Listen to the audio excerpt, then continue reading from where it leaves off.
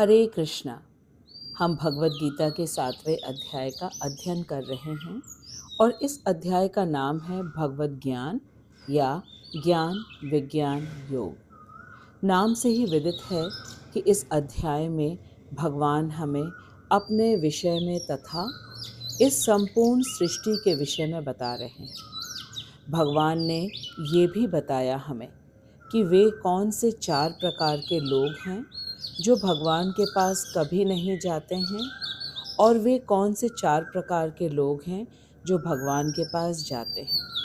और अब भगवान हमें बता रहे हैं कि वे कौन से लोग हैं जिनकी कामनाओं के कारण बुद्धि ढक गई है और वे अपनी कामनाओं की पूर्ति के लिए देवताओं के पास जाते हैं।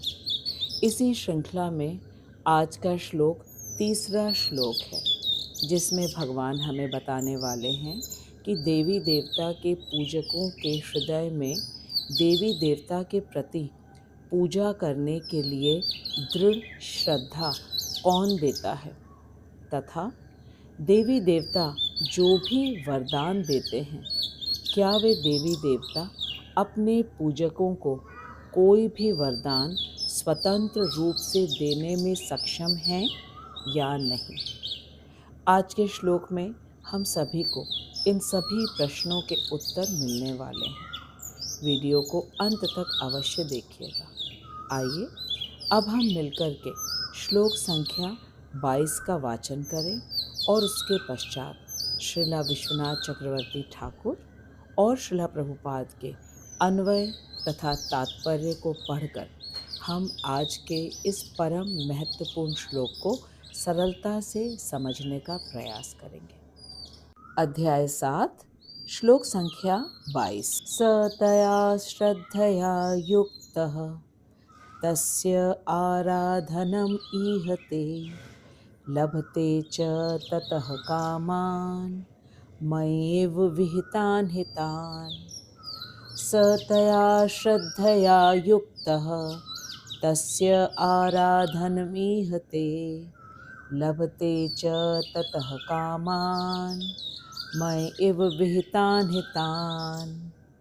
स तया श्रद्धया युक्तः तस्य आराधनम् ईहते लभते च ततः कामान् मय्येव विहितान् हितान्। आज के श्लोक में भगवान कह रहे हैं कि वह उस श्रद्धा से उसी देवता का आराधन करके अपने इच्छित भोगों को प्राप्त करता है। यहाँ पे भगवान ने कहा वह उस भगवान ने प्रयोग किया है उन व्यक्तियों के लिए जिनकी बुद्धि कामनाओं के द्वारा ढक गई है और वे देवी देवता की उपासना करते हैं अपनी इच्छाओं की पूर्ति करने के लिए। भगवान उन्हीं के लिए उस शब्द का प्रयोग किए। भगवान ने कहा वह उस श्रद्धा से उसी देवता का आराधन करके अपने इच्छित भोगों को प्राप्त करता है, परंतु वास्तव में इन भोगों को देने वाला मैं ही हूँ। भगवान ने यहाँ पे स्पष्ट रूप से कहा कि जिस किसी भी देवता को कोई व्यक्ति पूजता है लेकिन उनके द्वारा दिया गया मनवांछित फल भगवान के द्वारा ही दिया गया है, वे देवी देवताओं के द्वारा दिया गया नहीं है। भगवान ने कहा वास्तव में इन भोगों को देने वाला मैं ही हूँ। आइए अब इस अत्यंत महत्वपूर्ण श्लोक को हम श्रीला विश्वनाथ चक्रवर्ती ठाकुर के अन्वय को पहले पढ़ते हैं और फिर श्रीला प्रभुपाद के तात्पर्य को पढ़कर इस महत्वपूर्ण श्लोक को समझने का प्रयास करते हैं। श्रीला विश्वनाथ चक्रवर्ती ठाकुर की जय, अनंत कोटि वैष्णवों की जय।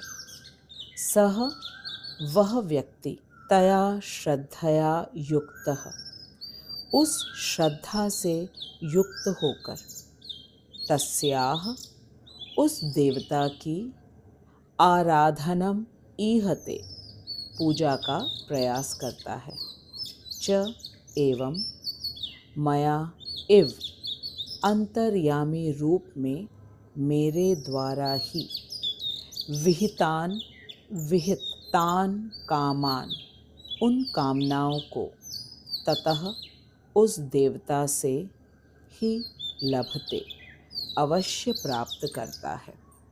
विश्वनाथ चक्रवर्ती ठाकुर कह रहे हैं कि भगवान ने कहा कि वह व्यक्ति उस श्रद्धा से युक्त होकर उस देवता की पूजा का प्रयास करता है एवं उन कामनाओं को उस देवता से प्राप्त करता है जो कि मेरे द्वारा विधान किए गए हैं।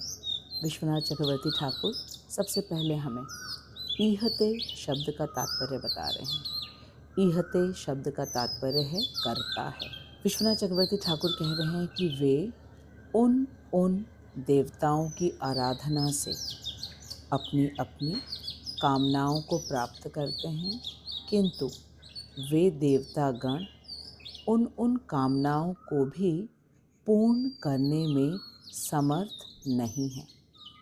इसीलिए इस श्लोक में भगवान ने कहा है मयि एव विहितान, अर्थात वस्तुतः वे कामनाएं मेरे ही द्वारा पूर्ण की जाती हैं।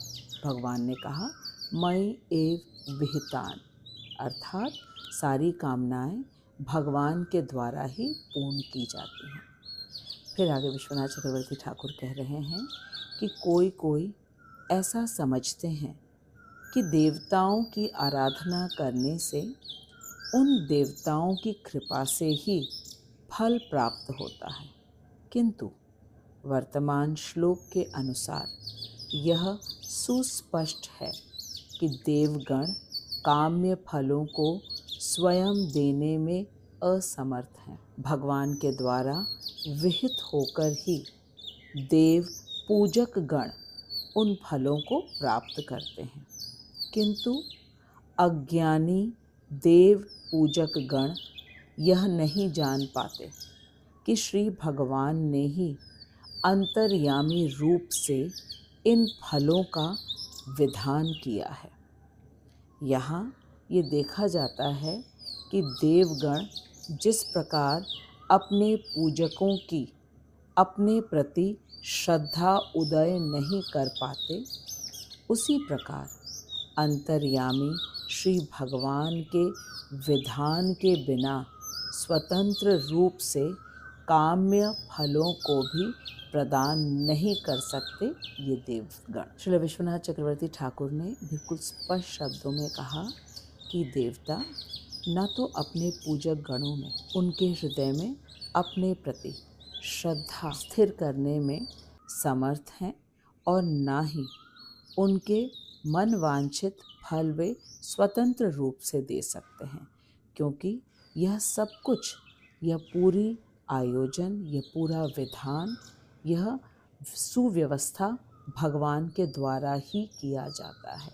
श्री भगवान के विधान के बिना स्वतंत्र रूप से कोई भी देवता अपने पूजक गण को किसी काम्य फल को प्रदान कर नहीं सकते। तो यह स्पष्ट है कि देवता न तो अपने भक्तों में अपने लिए श्रद्धा उत्पन्न कर सकते हैं और न ही उनके फलों की कामनाओं की पूर्ति कर सकते हैं स्वतंत्र रूप से। अब हम आगे श्रील प्रभुपाद के तात्पर्य को पढ़ते हैं। जगत गुरु श्रील प्रभुपाद की जय, अनंत कोटि वैष्णवों की जय। श्रील प्रभुपाद कह रहे हैं कि श्री भगवान की अनुमति के बिना देवता अपने भक्तों को किसी भी वरदान से पुरस्कृत नहीं कर सकते। प्रभुपाद आगे कह रहे हैं कि जीव यह भूल सकता है कि सब कुछ परमेश्वर श्री कृष्ण की संपत्ति है, परंतु देवता ये कभी नहीं भूल। अतः देव आराधना और उससे होने वाली अभीष्ट सिद्धि के कारण देवता नहीं है। श्री भगवान की व्यवस्था से ही यह सब कुछ होता है। अल्पज्ञ जीव ये नहीं जानता और इसीलिए मूर्खतावश तुच्छ भोगों के लिए देवताओं की शरण में जाया करता है। प्रभुपाद इसको तुच्छ इसलिए कह रहे हैं क्योंकि भौतिक जगत का कोई भी वस्तु नित्य नहीं होता और इन अनित्य वस्तु को पाने के लिए अल्पज्ञ और मूर्ख लोग देवताओं के पास जाते हैं, उनकी उपासना करते हैं, उनसे अपनी कामनाओं की पूर्ति करने के लिए। इसके विपरीत शुद्ध भक्त चाहे किसी भी अभाव में क्यों न हो, वह केवल भगवान से प्रार्थना करता है। वह अपने किसी भी अभाव की पूर्ति के लिए कभी भी किसी देवता के पास नहीं जाता। वह केवल और केवल श्री भगवान से प्रार्थना करता है। वास्तव में तो विषय सुख की याचना करना शुद्ध भक्त का लक्षण है ही नहीं। काम तृप्ति की उन्मत्तता के कारण जीव देवताओं के पास जाता है। यह दो वाक्य बहुत महत्वपूर्ण हैं कि जो शुद्ध भक्त है वह विषय सुख की याचना कभी नहीं करता, क्योंकि यह शुद्ध भक्त का लक्षण है ही नहीं। और काम तृप्ति अर्थात मन में उठने वाली भौतिक वस्तुओं के भोग की इच्छा से जो जीव देवताओं के पास जाते हैं, उन्हीं को मूर्ख कहा गया है और अल्पज्ञ कहा गया है। और ऐसे ही व्यक्ति देवताओं के पास जाते हैं। फिर प्रभुपाद आगे कह रहे हैं कि यह तब होता है जब वह किसी अनर्थ की वांछा करे जिसकी पूर्ति भगवान नहीं करते हैं। यह भी बहुत महत्वपूर्ण है, क्योंकि जब व्यक्ति को ये पता चलता है कि जो उसकी मनोवांछा है वह अवैध है, अनर्थ है और कृष्ण उसे कभी नहीं पूरा करेंगे, तभी वह किसी देवता के पास जाता है अपनी इच्छाओं की पूर्ति करने के लिए। चैतन्य चरितामृत में कहा है कि भगवान की आराधना करते हुए भी जिसे विषय सुख की अभिलाषा है, उसकी इच्छाएं परस्पर विरुद्ध हैं या असंगत हैं। इसका अर्थ है कि जो भगवान का भक्त है वो कभी भी इस भौतिक जगत में किसी भी विषय सुख की अभिलाषा नहीं करता, क्योंकि वो पूर्ण रूप से भगवत भक्ति में तृप्त रहता है। उसे किसी चीज़ का अभाव होता ही नहीं। फिर आगे प्रभुपाद कह रहे हैं कि देव उपासना भगवत भक्ति योग से बराबर नहीं हो सकती। देव उपासना प्राकृत है, जबकि भगवत उपासना पूर्ण रूप से अप्राकृत है। सरल शब्दों में समझें तो देव उपासना की बराबरी समानता कभी भी भगवत भक्ति से नहीं हो सकती। देव उपासना अर्थात देवी देवताओं की पूजा करना, उनकी आराधना करना, और भगवत भक्ति है भगवान की पूजा करना, आराधना करना। ये दोनों चीज़ परस्पर विरोधी हैं, ये कभी भी समान नहीं हो सकते। क्यों?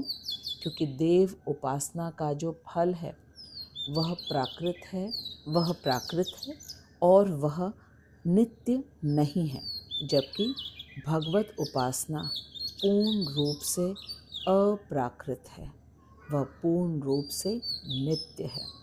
और भगवत उपासना करने का जो फल होता है वह है कि भगवत उपासक अपने घर अर्थात श्री भगवान के धाम को लौटने के अभिलाषी जीवों के लिए विषय वासना विघ्नकारी है, क्योंकि भगवत भक्त कभी भी किसी प्रकार की विषय वासना उसके अंदर होती ही नहीं है, क्योंकि विषय वासना भगवत भक्ति में विघ्नकारी है। और जो भगवत भक्त है वह श्री भगवान के धाम लौटने का अभिलाषी होता है। श्रील प्रभुपाद आगे कह रहे हैं कि अतएव शुद्ध भक्त को वे प्राकृत भोग प्रदान नहीं किए जाते जिनकी इच्छा वे अल्पज्ञ जीव करते हैं, जो भगवत भक्ति योग की उपेक्षा कर प्राकृत जगत के देवताओं की उपासना में संलग्न रहते हैं।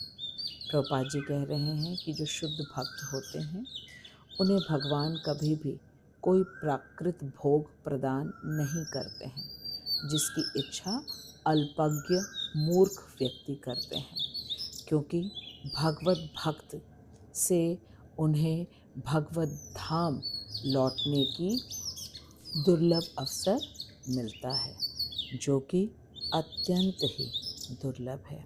यही भगवत भक्ति का पूर्ण फल है, जो कि अप्राकृत है। इसीलिए आज के श्लोक में भगवान ने कहा कि जो अल्पज्ञ होते हैं वो देवी देवता के पास जाते हैं, लेकिन देवी देवता के लिए, देवी देवता की उपासना के लिए जो उनके हृदय में निष्ठा स्थापित होती है वह भगवान के द्वारा होती है, और देवी देवताओं के द्वारा जो उनकी मनोवांछित फल की पूर्ति होती है वो भी भगवान ही उसका विधान करते हैं, सुव्यवस्था करते हैं। देवी देवता अपनी पूजा के लिए भी उनके मन में श्रद्धा निष्ठा नहीं उत्पन्न कर सकते हैं और न ही किसी प्रकार का उन्हें फल प्रदान कर सकते हैं, क्योंकि देवी देवता द्वारा जो उपासना की जाती है वह प्राकृत है और वह अनित्य है। श्रील प्रभुपाद और श्रील विश्वनाथ चक्रवर्ती ठाकुर के तात्पर्य एवं अन्वय को पढ़ने के बाद यह पूर्ण रूप से सिद्ध हो गया कि कोई भी देवता अपने पूजकों में अपनी श्रद्धा को स्थिर नहीं कर सकते और न ही वे अपने पूजकों को उनके मन वांछित फल देने में समर्थ हैं। ऐसा क्यों है? आइए इस बात को हम अपने आचार्यों की टीकाओं एवं तात्पर्यों से तत्वतः समझने का प्रयास करते हैं। हमारे आचार्य श्रील प्रभुपाद कहते हैं कि जीव के पास इच्छा करने की स्वतंत्रता अवश्य है और उसे अपनी इच्छाओं की पूर्ति के लिए अपने स्वभाव अनुसार देवता चुनने का भी अधिकार है। सतोगुणी व्यक्ति विष्णु जी को चुनता है, रजोगुणी व्यक्ति ब्रह्मा जी का चयन करता है और तमोगुणी व्यक्ति शिव जी की उपासना करता है। श्रील प्रभुपाद कहते हैं कि ये सभी देवता गुणातीत हैं तथा वे जिस विभाग में हैं वे उसके अधिष्ठान देवता हैं, वे उस गुण के नियंत्रक हैं।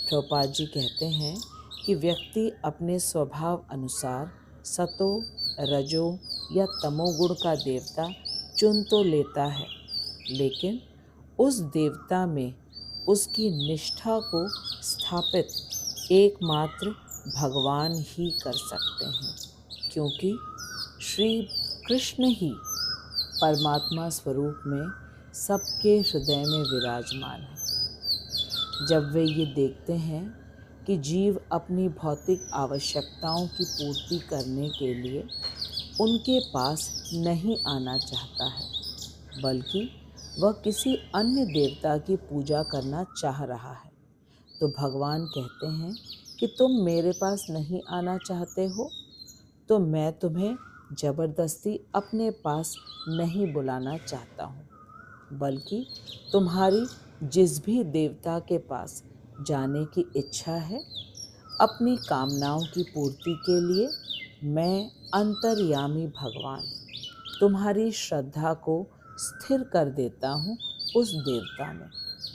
हमारे आचार्य कहते हैं कि मनुष्य जिस देवता के पास जाना चाहता है वह देवता अपने में उस व्यक्ति की श्रद्धा को स्थिर नहीं कर पाते हैं, क्योंकि कोई भी देवता पूर्ण रूप से स्वतंत्र नहीं है। चींटी से लेकर ब्रह्मा जी तक प्रत्येक जीव के हृदय में एकमात्र भगवान ही हैं, जो कि परमात्मा रूप में सबके हृदय में विराजमान है। श्रील प्रभुपाद हमें कह रहे हैं कि मनुष्य देवताओं से आकर्षित हो, इसीलिए भगवान देवताओं से असाधारण कार्य करवाते हैं। उदाहरण के लिए जैसे कि शिव जी ने समुद्र जितना विष पिया, ये देखकर हम सभी अवश्य ही प्रभावित होते हैं शिव जी से।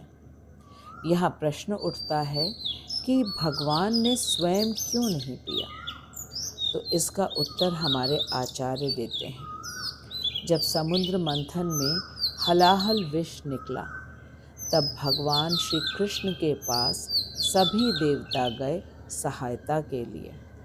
तब भगवान ने देवताओं से कहा कि वे शिवजी के पास जाएं और उनसे प्रार्थना करें कि वे हलाहल विष को ग्रहण करें। इसके पीछे का जो गुप्त कारण था वह यह है कि भगवान अपने परम भक्त शिवजी की महिमा का गुणगान करवाना चाहते। वैसे तो भगवान पूरा विष पी सकते थे, लेकिन फिर शिवजी का गुणगान कैसे होता।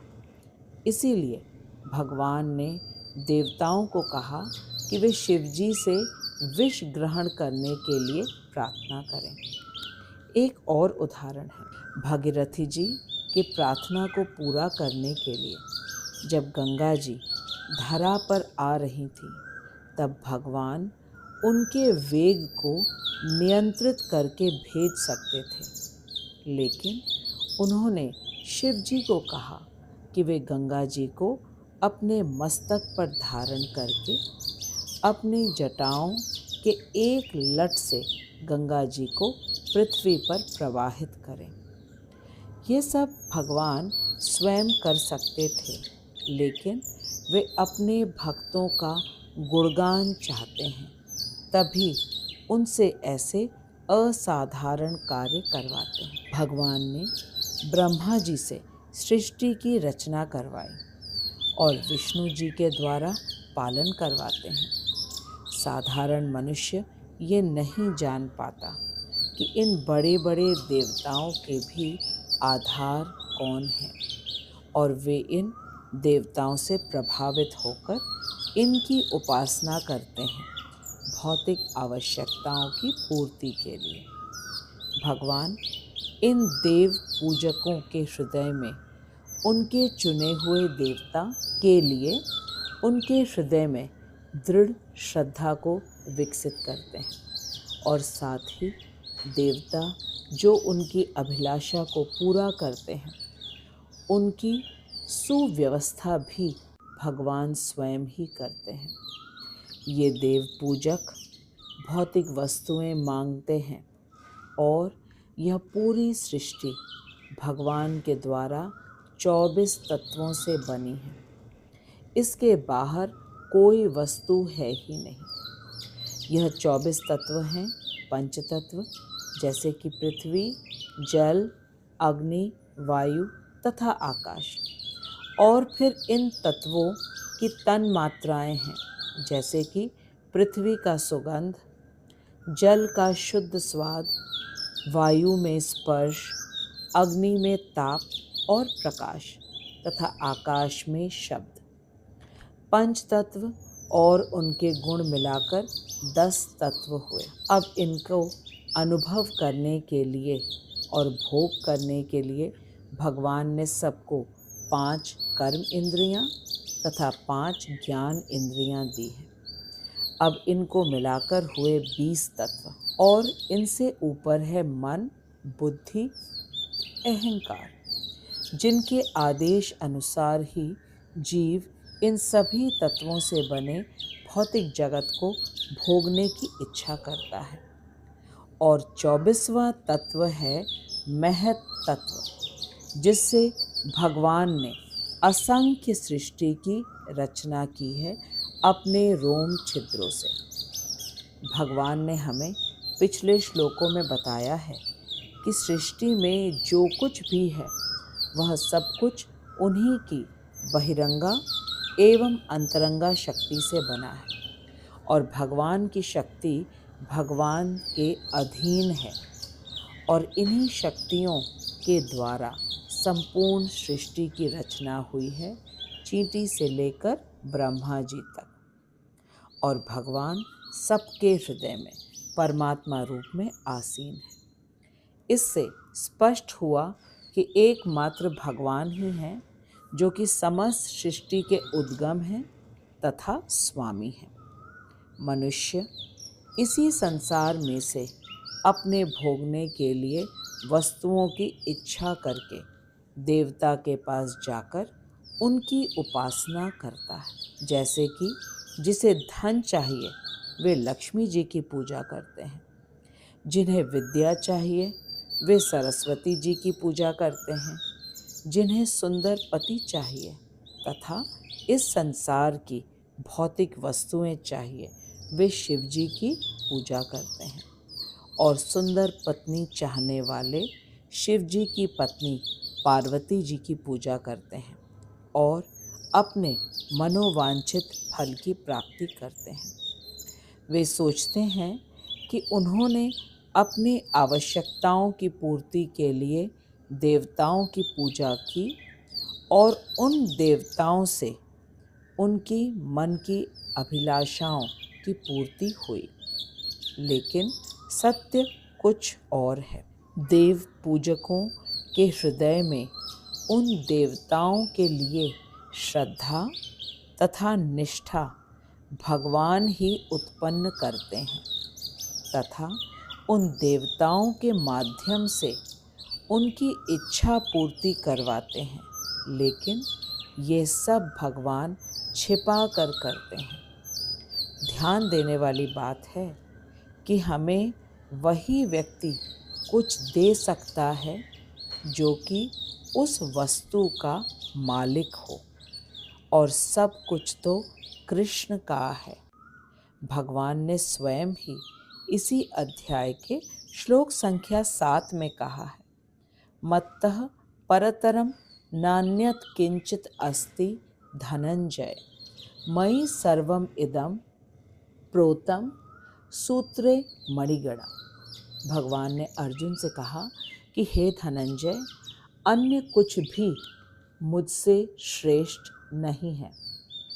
धागे में मणियों से सदृश ही यह संपूर्ण जगत मुझ में पिरोया हुआ है। इस श्लोक से सब कुछ बिल्कुल स्पष्ट हो गया कि देवतागण अपने पूजकों में अपने पूजा करवाने हेतु ना तो श्रद्धा उत्पन्न करा सकते हैं और ना ही वे स्वतंत्र रूप से उन्हें उनकी अभिलाषा पूर्ण करने के लिए कोई वस्तु दे सकते हैं, क्योंकि सब कुछ तो श्री कृष्ण भगवान का है और देवी देवता भगवान द्वारा नियुक्त अधिकारी हैं, बड़े बड़े विभागों के, लेकिन वे मालिक नहीं हैं।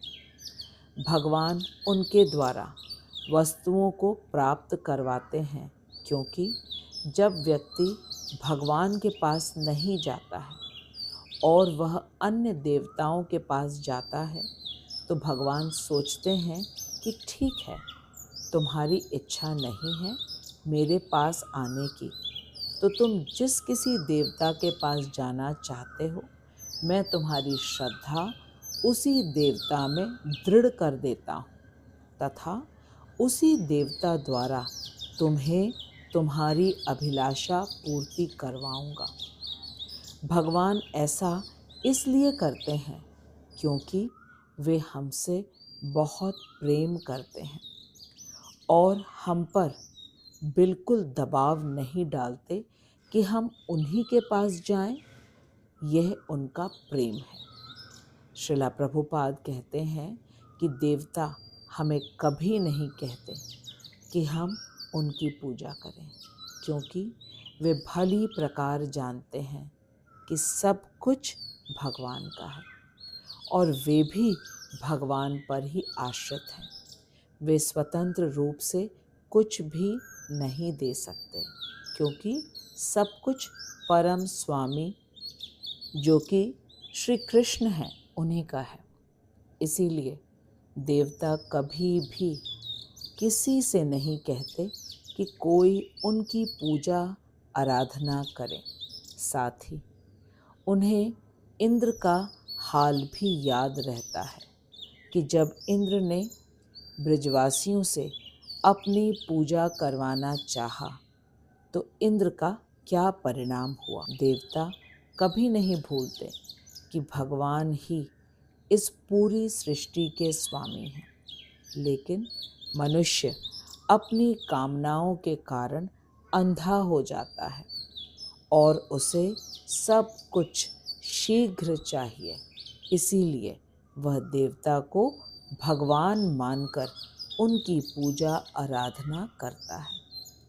हमारे आचार्य हमें एक और कारण बताते हैं कि मनुष्य क्यों देवताओं के पास जाता है। जब मनुष्य अनर्थ या अवैध की इच्छा करता है, जैसे कि वह जिस पर अपना हाथ रखे वह भस्म हो जाए, तो उसे अच्छी तरह मालूम होता है कि भगवान उसकी ये इच्छा तो कभी भी पूरी नहीं करेंगे, क्योंकि ये कोई अच्छी इच्छा तो नहीं है। इसीलिए वह भगवान के पास न जाकर शिव जी के पास जाता है। शिव जी जो हमेशा अपने भजन साधन में लीन रहते हैं, शिव जी उसे जल्दी से दे देते हैं ताकि वह मनुष्य उनकी साधना में विघ्न न डाले। इसीलिए भस्मासुर और रावण जैसे व्यक्ति शिव जी की पूजा करते हैं ताकि उनकी इच्छाएं शीघ्र पूर्ण हो जाएं। आज के श्लोक से यह सुस्पष्ट हो गया कि श्री भगवान की अनुमति के बिना देवता अपने भक्तों को किसी भी वरदान से पुरस्कृत नहीं कर सकते। जीव भूल सकता है कि सब कुछ परमेश्वर भगवान की ही संपत्ति है, परंतु देवता कभी नहीं भूलते। अतः देव आराधना और उससे होने वाली अभीष्ट सिद्धि के कारण देवता नहीं है, श्री भगवान की ही यह व्यवस्था है। अल्पज्ञ जीव ये नहीं जानता, इसीलिए वह मूर्खतावश तुच्छ भोगों के लिए देवताओं की शरण ग्रहण करता है, उनकी पूजा करता है और उनकी उपासना करता है, इस जगत की अनित्य नश्वर वस्तुओं को प्राप्त करने के लिए। मैं आशा करती हूँ कि अब हम सभी को स्पष्ट रूप से ज्ञात हो गया है कि देव पूजकों के हृदय में उन देवताओं के लिए श्रद्धा कौन दृढ़ करता है और साथ ही समस्त आवश्यकताओं की पूर्ति सही मायने में कौन करते हैं। मैं श्रीला प्रभुपाद, श्रीला विश्वनाथ चक्रवर्ती ठाकुर तथा अपने शिक्षा गुरु हिज ग्रेस हरिमोहन दास प्रभु जी को दंडवत प्रणाम करती हूँ, जिनकी अहेतुकी कृपा से हम सभी भगवद गीता यथारूप के गुह्य ज्ञान को इतनी सरलता से समझ पा रहे हैं। साथ ही मैं आपको हृदय से धन्यवाद देती हूँ कि आप अपना बहुमूल्य समय निकालकर इतनी श्रद्धा तथा एकाग्रता से भगवान के वचनों को सुन रहे हैं। अगले श्लोक में भी भगवान इन अल्प बुद्धि वाले व्यक्तियों के विषय में हमें बताएंगे। अब हम अगले सप्ताह मिलेंगे, तब तक आप इस वीडियो को खूब अच्छी तरह देखिए। कमेंट बॉक्स में भगवान के श्लोक एवं तात्पर्य का अनुमोदन कीजिए तथा खूब मन लगाकर हरे कृष्ण महामंत्र का जप कीजिए। इस वीडियो को लाइक और शेयर करना मत भूलिएगा। जगत गुरु श्रील प्रभुपाद की जय। अनंत कोटि वैष्णवों की जय। निताई गौर प्रेमानंदे। हरि हरि बोल। हरे कृष्णा।